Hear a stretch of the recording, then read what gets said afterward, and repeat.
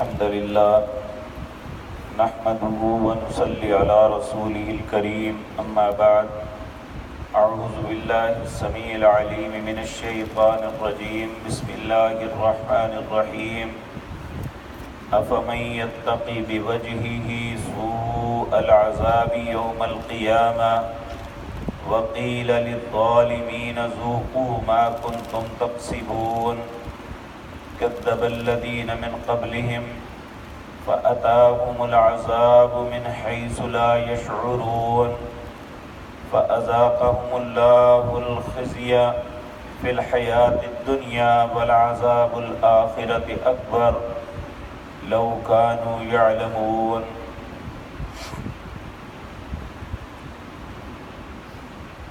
حضرات محترم، یہ سورۃ زمر کی آیت نمبر 24، 25 اور 26 ہے۔ اللہ مالک ان آیات کے اندر انسان کے انجام کا تذکرہ کر رہے ہیں۔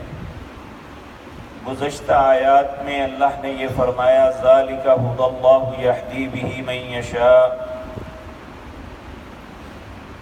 اللہ رب العزت جس کو چاہتا ہے ہدایت دیتا ہے۔ وَمَن يُضْلِلِ اللَّهُ فَمَا لَهُ مِنْ هَادٍ، جسے اللہ گمراہ کر دے اسے کون ہدایت دے سکتا ہے؟ ایک گمراہ انسان اور ایک ہدایت یافتہ انسان کبھی برابر نہیں ہو سکتے، اور نہ ہی دونوں کا انجام برابر ہے۔ یہاں ایک ذہن میں انسان کے سوال پیدا ہو سکتا ہے کہ جب اللہ ہی گمراہ کرتا ہے اور اللہ ہی ہدایت دیتا ہے تو پھر اس میں ہمارا کیا قصور؟ یاد رکھیں، اللہ مالک کبھی بھی کسی کو گمراہ نہیں کرنا چاہتے۔ انسان خود ایسے حالات پیدا کرتا ہے کہ وہ گمراہی کے رستے پہ ہی چلتا رہتا ہے۔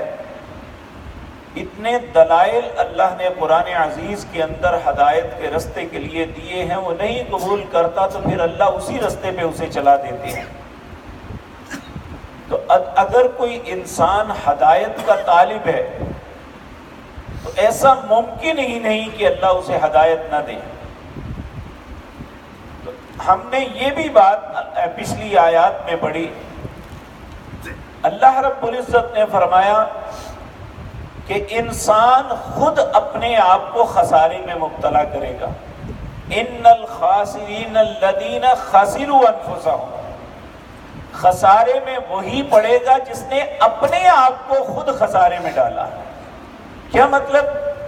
کہ انسان ایسے حالات خود پیدا کرتا ہے جس کی وجہ سے پھر اللہ فیصلہ فرما دیتے ہیں۔ اب آپ دیکھیں، اللہ نے ہر انسان کو شعور دیا ہے، اس کے سامنے دلائل دیے جائیں کہ یہ اللہ کا قرآن ہے، یہ انسان کی زندگی کا طریقہ ہے، اللہ رب العزت نے ہدایت کے رستے کے لیے یہ اصول مرتب فرمائے ہیں، وہ انسان ان باتوں کو سنے ہی نہ تو پھر اولئک الذین طبع اللہ علی قلوبہم، پھر اللہ کا قانون یہ ہے کہ اللہ اس کے دل پہ مہر لگا دیتے ہیں۔ پھر وہ بات، پھر ایسا وقت آتا ہے، بلکہ ایک آیت میں اللہ رب العزت نے فرمایا وَمَن يُشَاقِقِ الرَّسُولَ مِن بَعْدِ مَا تَبَيَّنَ لَهُ الْهُدَىٰ، جس بندے کے پاس ہدایت بھی آ گئی اور واضح دلائل بھی آ گئے، واضح دلائل آنے کے باوجود وہ رسول اللہ کی مخالفت کرتا ہے، آپ کے طریقے کو نہیں اپناتا۔ وہ نماز میں رسول اللہ کا طریقہ ہے، وہ زندگی کے کسی بھی معاملے میں نبی کریم صلی اللہ علیہ وسلم کا طریقہ ہے، وہ نبی کریم کے طریقے کو نہیں اپناتا بلکہ اپنے باپ دادے کے طریقے کو یا اپنے معاشرے کے یا اپنے فرقے کو ترجیح دیتا ہے، پھر اللہ فرماتے ہیں نُوَلِّهِ مَا تَوَلَّىٰ، پھر اللہ اسی رستے پہ اسے چلا دیتا ہے اور وہ اسی رستے پہ مطمئن ہو جاتا ہے۔ کل حزب بما لدیہم فرحون، ہر گروہ خوش ہے کہ میں جہاں ہوں ٹھیک ہوں، حالانکہ جو جہاں ہے ٹھیک نہیں ہے، ٹھیک صرف وہ ہے جس نے اپنے آپ کو اللہ اور اس کے رسول کے حکم کے مطابق ڈال دیا۔ اللہ رب العزت یہ بات ہمیں بھی سمجھنے کی توفیق عطا فرمائے۔ تو جو انسان گمراہ ہے اور جو ہدایت یافتہ ہے یہ برابر نہیں، اور نہ ان کا انجام برابر ہے۔ تو اللہ رب العزت فرماتے ہیں أَفَمَن يَتَّقِ بِوَجْهِهِ سُوءَ الْعَذَابِ يَوْمَ الْقِيَامَةِ، کیا وہ شخص جو اپنے چہرے کو بدترین عذاب سے بچانے کی کوشش کرتا ہے، کیا مطلب چہرے سے بچانا ہے عذاب کو؟ عمومی طور پہ ہم تو دیکھتے ہیں کہ انسان پہ جب کوئی تکلیف آتی ہے وہ اپنے ہاتھ سے اپنے چہرے اور جسم کو بچاتا ہے، تو اس دن اپنے چہرے سے بچائے گا؟ ہاں، قرآن عزیز کے اندر کئی مقام پہ آتا ہے جب کسی جہنمی کو جہنم میں لے جایا جائے گا تو اس کے ہاتھوں کو باندھا جائے گا اور اس کے گلے میں توق ڈال کر 70 ہاتھ لمبی زنجیر سے باندھ کے اسے جہنم میں ڈالا جائے گا۔ پھر ہاتھ بھی بندھے ہیں، پاؤں بھی بندھے ہیں، گلے میں بھی توق ہے، تو اس نے اپنے آپ کو پھر چہرے سے بچانا ہے۔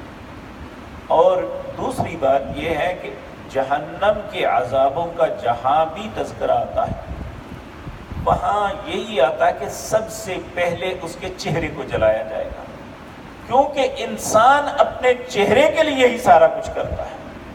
تو جہنم میں سب سے پہلے سرابیلہم من قطران وتغشی وجوہہم النار، ان کو گندک کی قمیص پہنائی جائے گی اور سب سے پہلے اس کے چہرے کو جلا کے راکھ کرے گی۔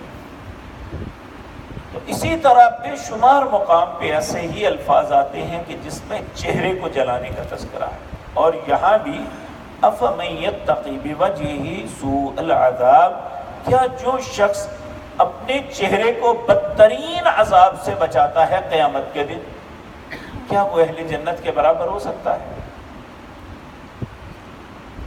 وَقِيلَ لِلظَّالِمِينَ ذُوقُوا مَا كُنتُمْ تَكْسِبُونَ، اور ظالموں کے لیے بدترین عذاب انہیں چکھایا جائے گا، انہوں نے کہا جائے گا جو تم کرتے تھے یہ اس کا بدلہ ہے۔ العیاذ باللہ، اللہ مرنے سے پہلے پہلے توبہ کی توفیق عطا فرما دے۔ پھر اللہ فرماتے ہیں کذب الذین من قبلہم، وہ لوگ جو تم سے پہلے تھے جنہوں نے اللہ کے احکامات کو جھٹلایا، اللہ کی باتوں کو قبول نہیں کیا، فَأَتَاهُمُ الْعَذَابُ، جب ان کے پاس عذاب آیا، من حیث لا یشعرون، ایسی جگہ سے آیا کہ وہ سوچ بھی نہیں سکتے تھے۔ اور ہم پیچھے پڑھ آئے ہیں جب قوم عاد پہ عذاب آیا کہ ان پہ ایک سخت قسم کی ہوا آئی جس نے سب کچھ اکھاڑ دیا، تو قوم سمود نے کہا یہ تو پاگل تھے، ہم ایسے مکان بناتے ہیں وہ ہمارا کچھ نہیں بگاڑ سکے گی۔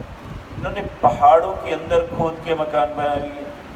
جب یہ بنائے تو یہ کہ سمجھنے لگے کہ اب پہاڑوں کو آندھی تو نہیں کچھ بھی کرے گی، یہ تو قائم رہیں گے۔ تو اللہ رب العزت نے ان پہ عذاب جو بھیجا وہ آواز تھی، ایک چیخ تھی، جو چیخ شروع ہوئی اور چیخ بڑھتی بڑھتی اتنی تیز آواز ہو گئی، ان کے سینے پھٹ گئے، ان کے دل باہر آ گئے، قوم کا ایک فرد بھی باقی نہ بچا۔ تو اللہ رب العزت فرماتے ہیں کذب الذین من قبلہم، وہ لوگ تم سے پہلے جو گزرے ہیں جنہوں نے جھٹلایا اللہ کے احکامات کو، فَأَتَاهُمُ الْعَذَابُ، ان کے پاس عذاب آیا، من حیث لا یشعرون، جہاں سے وہ گمان بھی نہیں کرتے تھے کہ ایسا بھی ہو جائے گا۔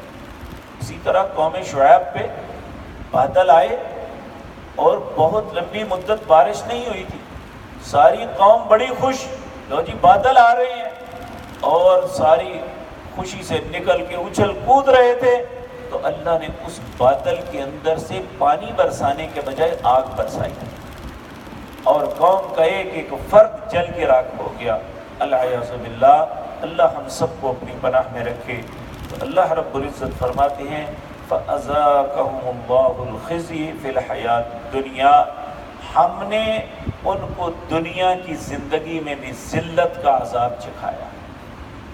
میرے پیارے بھائیوں، ہم سمجھتے ہیں کہ جس کے پاس مال و دولت زیادہ ہے شاید اس پہ بڑا انعام ہے، اس میں کوئی شک نہیں کہ اہل یورپ یا اہل کفر کے پاس اس وقت دنیا کی سب سے زیادہ دولت ہے، عیش و عشرت انتہا ہے، کیا اس سے بڑی کوئی ذلت ہو سکتی ہے؟ کہ امریکہ میں ایک سروے ہوا کہ جس کے اندر یہ دیکھا گیا کہ جو گھر میں رہنے والی معصوم بچیاں ہیں ان کو سب سے زیادہ اپنی عصمت دری کا خوف کن سے ہے؟ آپ سوچ سکتے ہیں کہ کس سے ہو سکتا ہے؟ ان کا جواب یہ تھا کہ یا بیٹیوں کو اپنے باپوں سے یا دادا سے۔ یہ دونوں وہ رشتے ہیں جو اپنی جانوں کو دے دیتے ہیں اپنی بچیوں کے لیے کہ ہماری بچی کی عزت اور عصمت محفوظ رہے۔ وہ کیسے ذلیل لوگ ہیں کہ جو اپنی بیٹیوں کی عصمت دری خود کرتے ہیں۔ وہ کیسے دادے ہیں کہ حالانکہ دادا اپنی اولاد سے زیادہ محبت اپنے پوتوں سے پوتیوں سے کرتا ہے۔ وہ کیسے ذلیل انسان ہے، اس سے زیادہ ذلت کیا ہو سکتی ہے؟ تو اللہ رب العزت فرماتے ہیں فَأَذَاقَهُمُ اللَّهُ الْخِزْيَ، اللہ نے انہیں دنیا کی ذلت سے دوچار کر دیا فی الحیات الدنیا، وَلَعَذَابُ الْآخِرَةِ أَكْبَرُ، اور آخرت کا عذاب تو بہت بڑا ہے، لَوْ كَانُوا يَعْلَمُونَ، اگر یہ جان لیں۔ تو اللہ رب العزت آج یہ اتنے دلائل دے کے ہمیں سمجھانے کی کوشش کرتے ہیں کہ ہم ہدایت کے رستے کو قبول کریں، ضلالت اور گمراہی کے رستوں کی طرف نہ جائیں۔ ضلالت اور گمراہی نہ دنیا میں انسان کو عزت دیتی ہے نہ آخرت میں۔ حقیقت بات یہ ہے کہ انسان کی عزت اللہ کی اطاعت اور فرما برداری میں ہے۔ اللہ سے دعا ہے اللہ یہ بات مجھے اور آپ کو سمجھنے کی توفیق عطا فرمائے۔